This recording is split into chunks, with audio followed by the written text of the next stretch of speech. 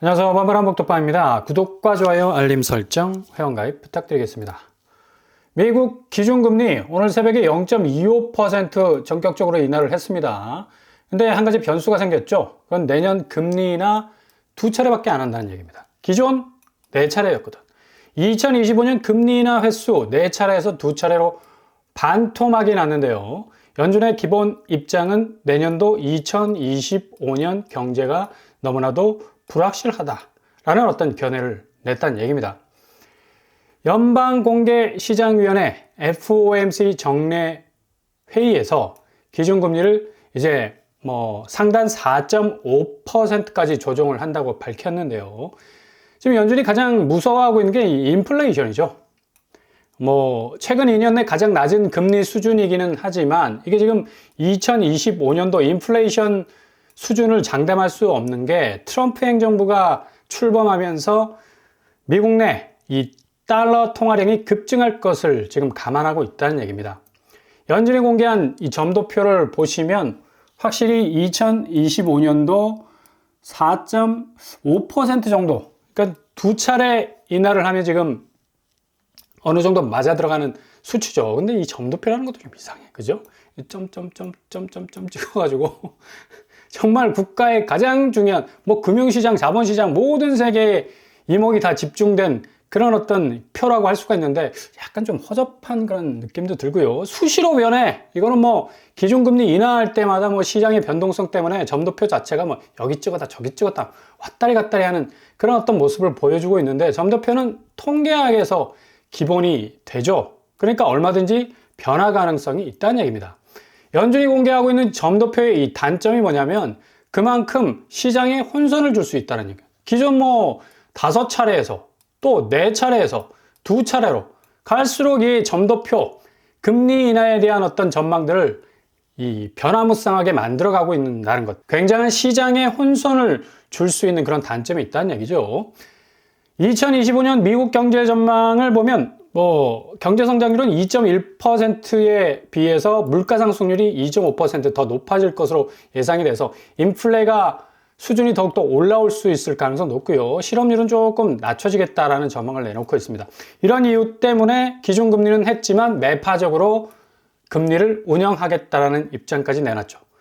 아니나 다를까 또 한 가지 파월이 폭탄 발언을 하는 바람에 비트코인 시장이 난리가 났습니다. 미 금리 인하 속도 조절함과 동시에 파월 전략적 자산으로 비트코인을 미 연준에서는 비축 불가라는 어떤 이 잠정적인 입장을 내놨는데 한때 10만 선 달러도 위협할 정도로 이 파월의 발언 때문에 비트코인 시장이 흔들흔들 휘청휘청 거렸습니다. 연준은 단적으로 비트코인을 소유할 수 없다라고 이렇게 선을 그었죠.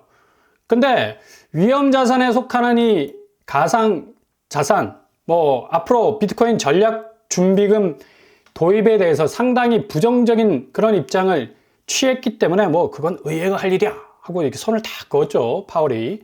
근데 도널드 트럼프 1월 20일 날 행정부가 출발을 하는데 전략적 자산으로 비축하겠다라는 그 가장 중심의 코어에 있는 게 바로 비트코인입니다. 어떻게 보면 파월이 이 트럼프를 한번 박은 거죠. 상당히 세게 들이받은 것 같은데 어떻게 보면 도널드 트럼프의 3대 정책 중에 가장 중요한 정책 중 하나라고 볼 수 있는 이 비트코인 비축에 대해서 파월이 선을 딱 껐다는 건 둘 사이에 좀 냉랭한 어떤 기운도 느낄 수가 있겠고요. 트럼프 사람이 아부다비까지 날아가서 비트코인에 대한 홍보 대사 역할도 했고 아버지가 가장 친화적 대통령이 될 것이다 라는 그런 발언까지도 했는데 그럼에도 불구하고 비트코인이 거의 떡락의 모습을 보이다가 다시 1억 5천 수준으로 올라간 걸 보면 이런 어떤 파월의 입장에도 불구하고 가상화폐에 대한 수요는 여전히 뜨겁다라는 것을 알 수가 있죠. 이처럼 지금 연준이 오늘 새벽에 0.25% 금리를 인하함으로써 4.5%, 한국은 3% 정도 됩니다. 1.5% 정도의 금리 차이가 나고 있죠. 그러다 보니까 지금 환율 시장이 지금 어마무시하죠. 1448원까지 찍었어요. 오늘 아침에 1455원까지 찍었는데 원화 가치가 지금 계속해서 하락 중에 있습니다. 기준금리 자체를 4차례에서 2차례로 이제 인하 시점을 줄여버리니까 앞으로 금리 부분에 대해서 상당 부분 느낄 수밖에 없는 그 압박감, 결국 환율에 그대로 영향을 끼칠 수밖에 없게 되고요. 당연히 뭐 코스피 시장 2% 급락할 수밖에 없죠. 금리는 인하했지만 매파적이다. 상당히 2025년도 금리 상황을 안 좋은 방향으로 해석할 수 있기 때문에 한국골에서 코스피 지수는 뭐 떡락할 수밖에 없는, 가뜩이나 좀 힘든데 이렇게 또 미국이 도와주지를 않네요. 나스닥 역시도 뭐 엄청난 영향을 받을 수밖에 없고요. 간밤에 3.56% 정도 폭락하는 양상을 보였습니다. 겉으로 보기에는 금리가 떨어졌는데 이 떨어진 체감도를 느끼지 못하는, 내년도 상황이 조금 빡빡할 거라는 어떤 전망이 나오면서 나스닥 시장 역시도 상당 부분 하락하는 모습 보였습니다. 다우와 나스닥, S&P 500 역시도 상당 부분 3% 가까이 떨어지는 걸 볼 수가 있죠. 근데 이 와중에도 그냥 나 홀로 손을 번쩍 들고 있는 그런 녀석이 한 것이 있죠. 바로 퀀텀 컴퓨팅인데 간밤에 또 52%, 얘는 하루에 50% 이상이 올라.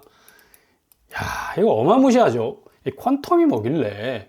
양자컴주 랠리 시작이 됐고요. 거의 뭐 점프 수준으로 주가가 계속해서 연일 오르고 있는 걸 볼 수가 있습니다.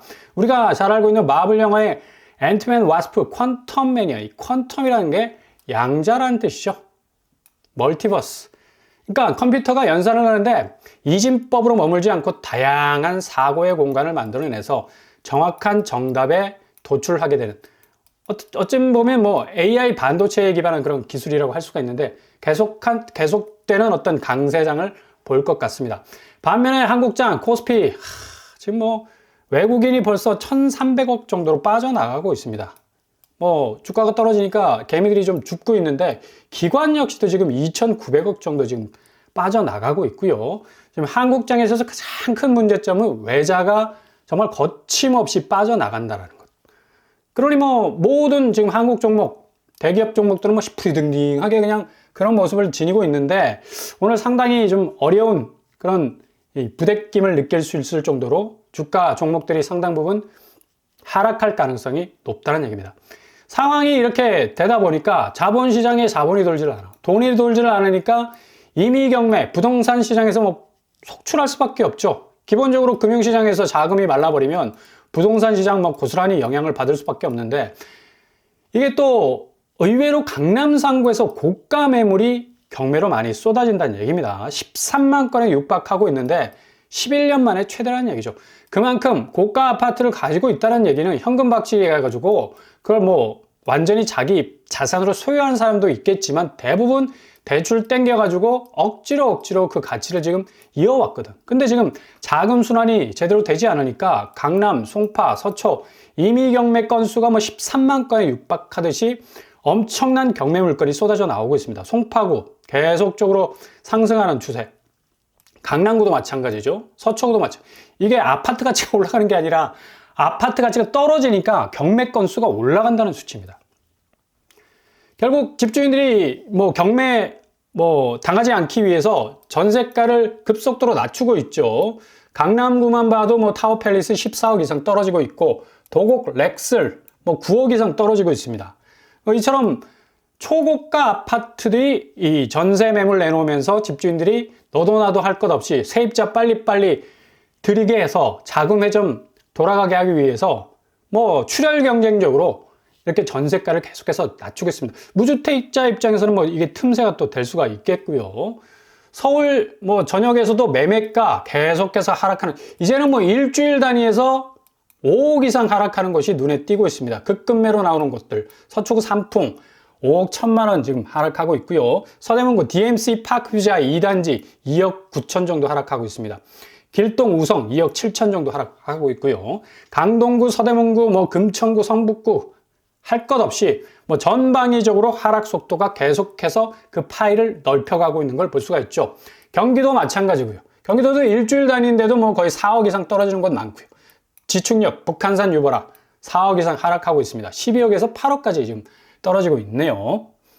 그리고 인천이 가장 요주의 인물이 될 건데 이 전세가 하락 속도가 굉장히 빠릅니다. 지금 더샵 센트럴파크 1차가 4억 2천 정도 하락 추세를 보이고 있고요. 이편한 세상 송도 역시도 3억 하락하고 있습니다.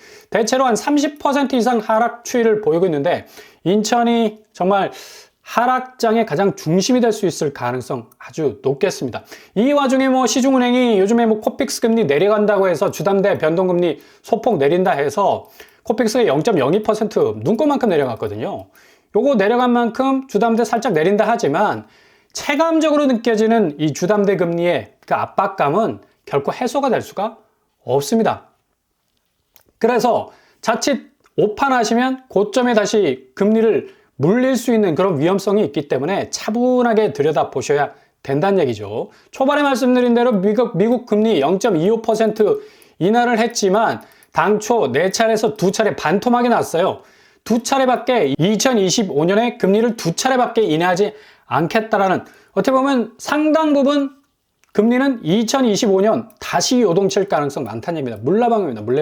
물레방아 인생이라는 말처럼 금리도 역시 계속적으로 고금리 상황에 가깝게 굉장히 좀 압박감을 느끼게 할 정도로 다시 살아오를 수 있는 가능성 높습니다. 그래서 주식 투자는 주로 대장주 쪽으로 추려야 되시고요. 신생기업 쪽은 가지치기 하셔야 됩니다. 가장 센터를 킵하시는 게 좋을 것 같고, 가상화폐는 알트코인 조정기 올 수도 있으니까 비트코인 상승세와 함께 치고 올라갈 가능성도 물론 있습니다. 아무튼 이 코인 시장은 가장 큰 리스크가 변동성입니다. 조심조심 접근을 하셔야 되겠고요. 부동산 시장에서는 금리가 관건이죠. 지금 주담대 금리 하락하고 있다고 하지만 실질적으로 체감적으로 느껴지지 않고요. 내년도 미국 인플레 가능성도 아주 많이 점쳐지고 있어서 현재 시중은행 주담대 금리 내린다 해서 무리한 진입 절대 금물입니다. 대출 파이를 줄일 수 있는 집값의 급격한 하락이 앞으로 진행이 될 겁니다. 굳이 이 고점에서 대출 받을 이유가 없잖아요. 집값이 이렇게 떨어지는데. 얼마든지 대출 파이를 줄일 수가 있죠. 자연스럽게. 그때까지 기다려도 결코 늦지 않다는 얘기입니다.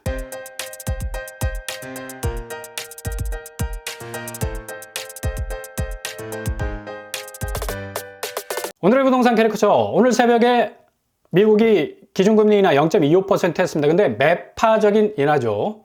내년에 4차례에서 2차례밖에 금리를 인하하지 않겠다. 결국 트럼프가 추진하고 있는 재정 확대 정책으로 인해서 미국의 인플레 현상이 더욱더 가속화될 가능성 많다는 얘기입니다. 결국 우리나라에는 금융시장에 전반적으로 지금 체질도 굉장히 지금 처져 있는데 상당 부분 더 보호무역 관세 때문에 더 흔들릴 가능성 많고, 주택시장 역시도 고금리 상황 다시 찾아올 수 있습니다. 지금 시중은행이 유인책을 써서 주담대 금리 조금 내려가니까 받으실 분 받으세요 하지만 잘 고려하시고 자기 능력에 배가가 되는 대출 받으시면 큰일 납니다. 고점에 물리지 않도록 조심조심 잘 한 발 한 발 나아가실 수 있길 바랍니다.